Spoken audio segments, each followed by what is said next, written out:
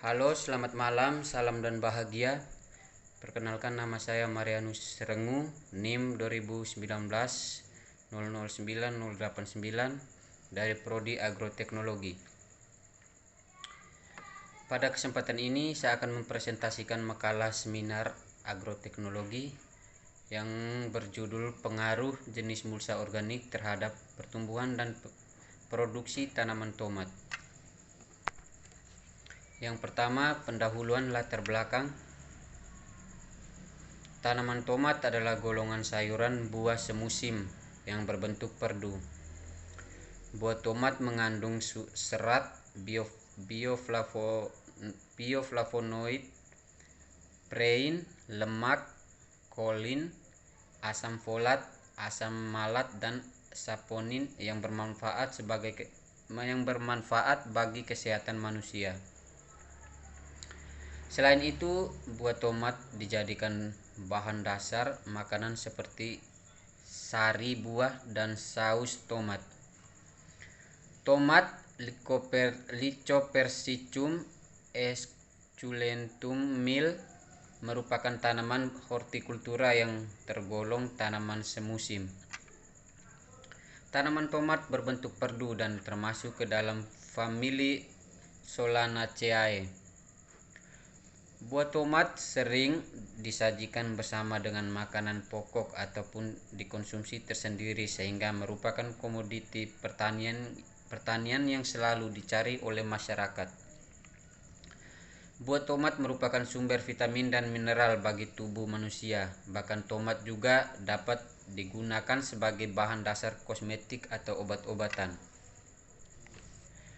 Mulsa merupakan material penutup tanaman budidaya yang dimaksudkan untuk menjaga kelembapan tanah serta menekan pertumbuhan gulma dan penyakit sehingga diharapkan dapat membuat tanaman tersebut tumbuh dengan baik dan optimal. Mulsa yang banyak digunakan dalam budidaya berupa bahan sintetik yaitu plastik hitam perak. Selain dengan bahan sintetik, mulsa dapat berupa bahan organik meliputi bahan sisa pertanian yang secara ekonomis kurang bermanfaat seperti jerami padi, alang-alang yang banyak terdapat di alam.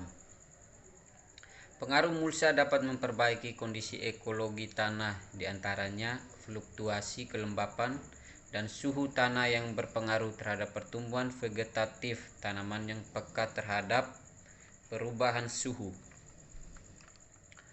Mulsa adalah bahan penutup tanah yang digunakan di sekitar tanaman untuk menciptakan kondisi yang lebih menguntungkan untuk pertumbuhan, perkembangan, dan hasil tanaman. Mulsa memiliki berbagai manfaat seperti untuk mengurangi penguapan air tanah, menekan terjadinya erosi, menghambat pertumbuhan gulma, menambah bahan organik tanah, melindungi agregat tanah dari percikan air hujan, dan dapat menurunkan suhu tanah sehingga diharapkan mampu meningkatkan produksi tanaman tomat. Saat ini beberapa jenis mulsa yang dikenal oleh petani seperti mulsa anorganik yaitu mulsa plastik hitam perak dan juga mulsa organik. Dalam budidaya tomat umumnya menggunakan mulsa plastik hitam perak. Mulsa tersebut berasal dari bahan sintetik yaitu plastik hitam perak. Berdasarkan beberapa penelitian, mulsa plastik hitam perak efektif dalam meningkatkan produksivitas tanaman tomat. Yang kedua yaitu permasalahan. Bagaimana pengaruh jenis mulsa organik terhadap pertumbuhan dan produksi tanaman tomat? Yang ketiga, tujuan untuk mengetahui pengaruh jenis mulsa organik terhadap pertumbuhan dan produksi tanaman tomat. Yang berikut yaitu pembahasan. Tanaman tomat menyerap unsur hara selama pertumbuhannya sehingga dapat meningkatkan proses fotosintesis di mana hasil fotosintat dimanfaatkan untuk pembesaran buah. Parameter intensitas kerusakan buah diperoleh data persentase intensitas kerusakan buah beda nyata lebih pada perlakuan mulsa jerami dan serbuk gergaji.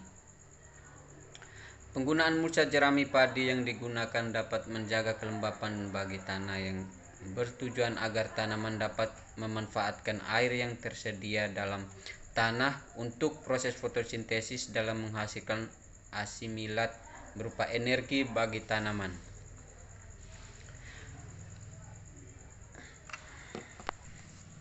Apabila unsur hara cukup, maka akan meningkatkan jumlah buah yang ada pada tanaman tomat. Rosmawati 2013 menjelaskan bahwa mulsa jerami atau mulsa yang berasal dari sisa tanaman mempunyai konduktivitas panas rendah sehingga panas yang sampai ke permukaan tanah akan lebih sedikit dibandingkan dengan tanpa mulsa atau mulsa dengan konduktivitas panas yang tinggi seperti plastik. Jenis mulsa yang berbeda memberikan pengaruh yang berbeda pula pada pengaturan suhu kelembapan, kandungan air tanah, penekanan gulma dan organisme pengganggu. Penggunaan mulsa organik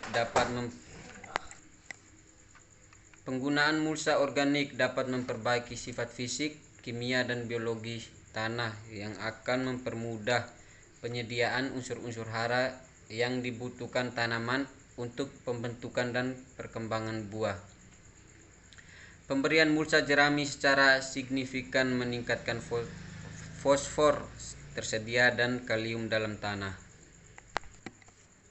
Mulsa jerami padi memberikan pengaruh pada kelembapan tanah sehingga air dapat dimanfaatkan oleh tanaman, dan mulsa organik dapat terurai sehingga menambah kandungan bahan organik dalam tanah.